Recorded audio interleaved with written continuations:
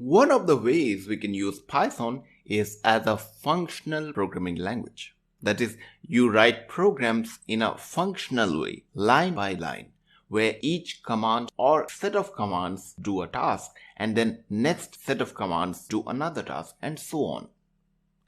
As beginners, we mostly write computer programs this way.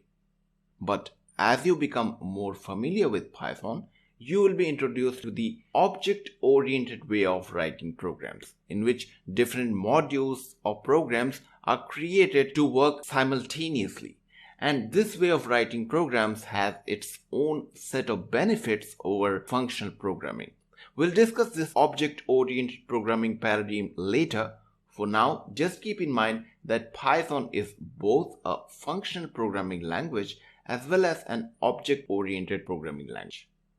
Another feature that makes Python a lot more powerful is it has various modules, or you can say plugins. Some of these modules are built into Python. They are available with the Python executable that you download. And many more modules and libraries are available as third-party modules. Python, being an open source language, has got a huge community of developers all across the globe. They are developing and improvising various modules and packages over the decade. You plug them into your program, make it more robust, more powerful, and more suitable for specific purposes.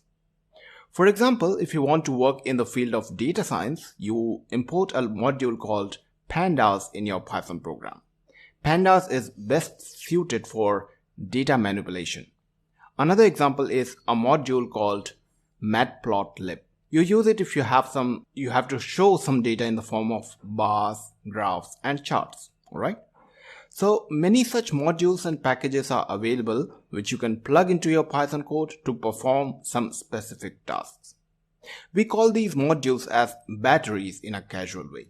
So Python has got many such batteries which can boost the power of your Python application. In some later lectures, we will surely create many such programs using these modules. So the bottom line is, these so-called modules or batteries make your Python program more powerful. But this is all theory and might seem we are just discussing what is Python. So now let's talk about something real, where the Python language is being used in the real world. Well, we can build desktop applications. The applications are softwares that are installed in our individual machines. We can also build websites and web applications using Python.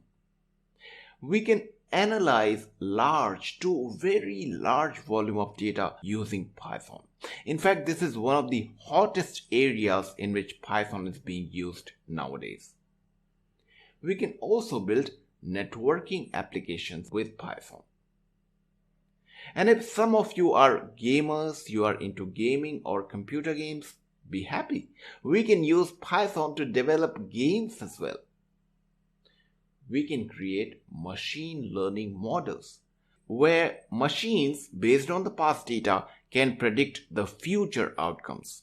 We can develop applications that have their own intelligence. We call it artificial intelligence. We can do that with Python. So as time goes by, these machines have more data to learn from and they learn and evolve as better machines. That's another hot field where Python is being used. And many such areas are there yet to be explored. So desktop applications, web applications, websites, games, artificial intelligence, machine learning, data analysis, that's a lot of work Python can do. Exciting, isn't it? Python is not developed for a specific purpose in mind. It's a general purpose programming language which you can use in many fields. It's a high-level, robust language which is quite popular. Python is in demand. Google, Netflix, Amazon, Facebook, Pinterest, Dropbox, and many other hotshot companies around the world are using Python nowadays to build their applications or scripts. Yay! We are lucky to be born at this age and time, guys. let's give a pat to ourselves. We are going to learn the hottest programming language on the earth, which is luckily the simplest programming language. So, fasten your seatbelts, ladies and gentlemen. We are ready to take off for our ride to explore Python in detail. And let me tell you a few things so you can take maximum benefits out of this course.